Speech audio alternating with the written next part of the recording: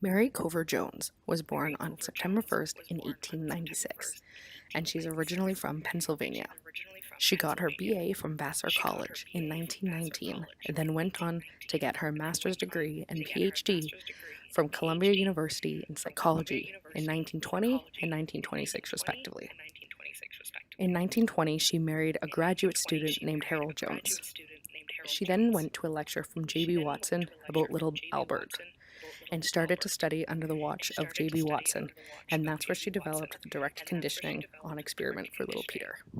Mary Cover Jones worked as a developmental psychologist for the remainder of her life until she died on July 22nd, 1987.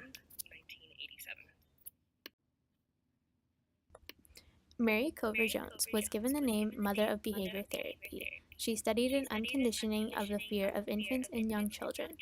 During the Little Peter experiment, she tried many different ways of trying to find a way to get rid of his fear of rabbits and other fluffy things. She found that direct conditioning worked the best. She had a personal, logical, orientated approach to the study of personality across the lifespan. Cover Jones looked at a person as a whole and studied the development in individuals. She studied the environment and social context. She completed a doctoral dissertation in the development of early behavior patterns, but wasn't recognized for it until the 1960s.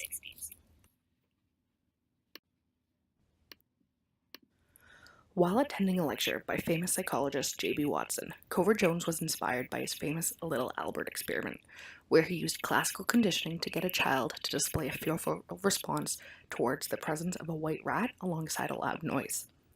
Cover Jones pondered whether the opposite was true as well, whether these same techniques could be used to make children less fearful of a stimulus. Using direct conditioning, referred to as desensitization at the time, she tried to reverse Peter's fear of rabbits and anything fluffy like a fur coat. While at first she tried using a wide variety of treatments to eliminate the fear response, she found that Peter responded best to the direct conditioning response. She began the experiment, keeping the rabbit 12 feet away from Peter, gradually bringing it closer and closer to him as she presented a positive stimulus, the candy or crackers. Eventually, Peter was able to pet the rabbit without crying. Later, Cover Jones published a laboratory study of fear, The Case of Peter, in 1924, a paper about the study. At the time, her findings were mostly dismissed in academia. Meanwhile, today we look upon her study as being revolutionary, often referring to her as the mother of behavior therapy.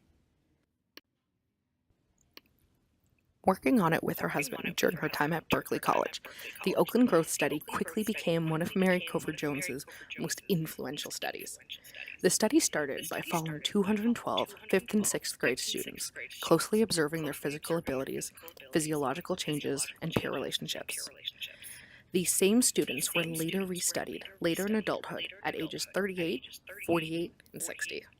Conducting these later studies, Cover Jones conducted interviews, questionnaires, personality inventories, and health assessments. Comparing the long-term behavioral and emotional effects of boys and girls as they went through puberty at different times, the study contributed immensely to the study of developmental effects of drinking as a teenager and the effects of economic status.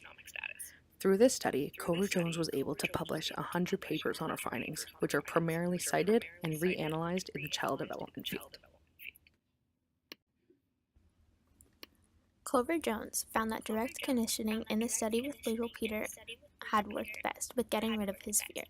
The way direct conditioning works is by having a pleasant stimulus. In this case, it was crackers and candy, and she presented the food with the rabbit, but keeping the rabbit far enough away that it didn't have effect on Peter. Eventually, she moved the rabbit closer and closer to the point that it would never have an effect on him, and he just casually sat there eating his crackers and sometimes candy. Cover Jones' study matter today because they lead us to know about exposure therapy and systematic desensitization, and that helps us with teaching people how to control and or get over their fears and phobias. She also helped us with learning more about child development and how we can use her findings in child rearing today.